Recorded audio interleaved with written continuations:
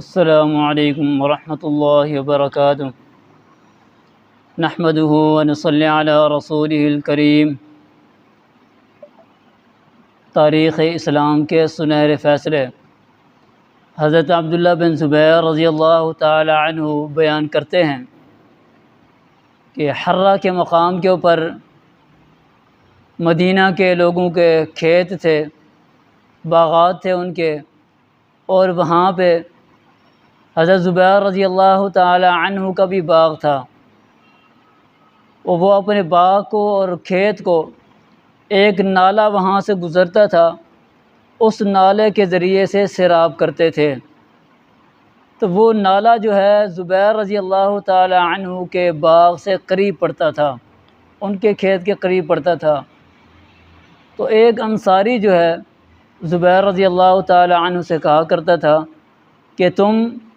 اس نالے کا پانی جو ہے آگے آنے دو، اس کا پانی چھوڑ دو۔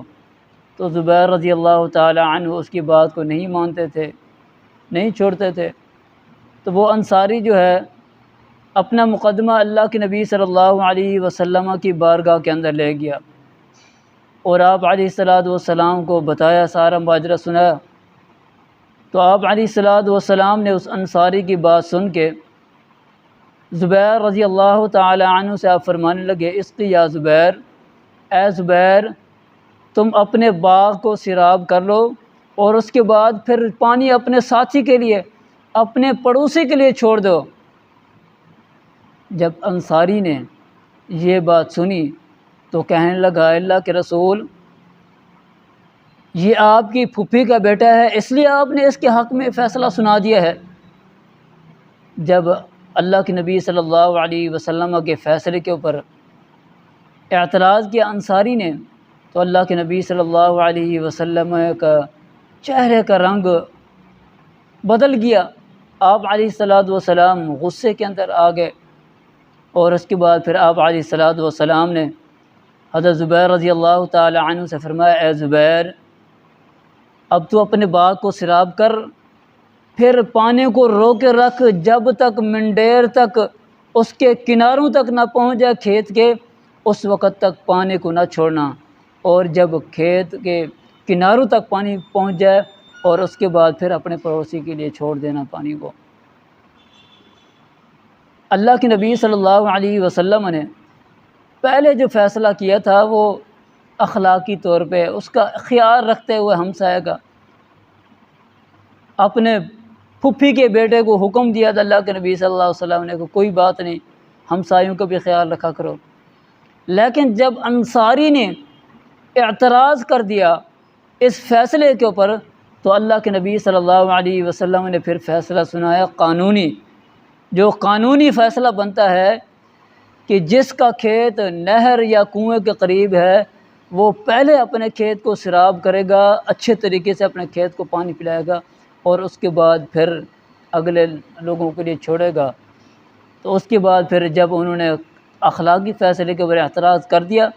تو اللہ کے نبی صلی اللہ علیہ وسلم نے پھر قانونی فیصلہ سنایا کہ اے زبیر اب قانونی فیصلہ یہ ہے کہ تم نے پانی کو روک کر رکھنا ہے، اور جب پانی جو ہے تمہارے کھیت کے کناروں تک پہنچ جائے پھر تم نے اس کے لیے چھوڑنا ہے۔ تو اس لیے حضرت زبیر رضی اللہ تعالی عنہ فرمایا کرتے تھے کہ اللہ رب العالمین نے قرآن مجید کے اندر یہ جو آیت اتاری ہے، فَلَا وَرَبِّكَ لَا يُؤْمِنُونَ، کہ تیرے رب کی قسم، پروردگار کی قسم، لا یؤمنون، وہ مومن نہیں ہو سکتے، حتیٰ یحکموک فیما شجر بینہم، یہاں تک کہ آپ کو آپس کے اختلافات کے اندر حاکم نہ مان لیں، فیصل نہ مان لیں، اس وقت تک مومن نہیں ہو سکتے۔ ثم لا یجدوا فی انفسہم حرجا مما قضیت ویسلموا تسلیما، اور جو فیصلہ آپ کر دیں اس فیصلے کے اوپر کسی قسم کی دل کے اندر تنگی بھی محسوس نہ کریں، ویسلموا تسلیما، دل کے ساتھ تسلیم کر لیں، تو اس وقت مومن بنیں گے۔ اگر دل کے ساتھ آپ علیہ السلام کو فیصلے کو تسلیم نہیں کریں گے تو اللہ رب العالمین فرماتے ہیں کہ مجھے تیرے رب ہونے کی قسم ہے کہ وہ شخص مومن ہی نہیں ہے جو آپ کے فیصلے کو قبول نہیں کرتا۔ وما توفیقی الا باللہ۔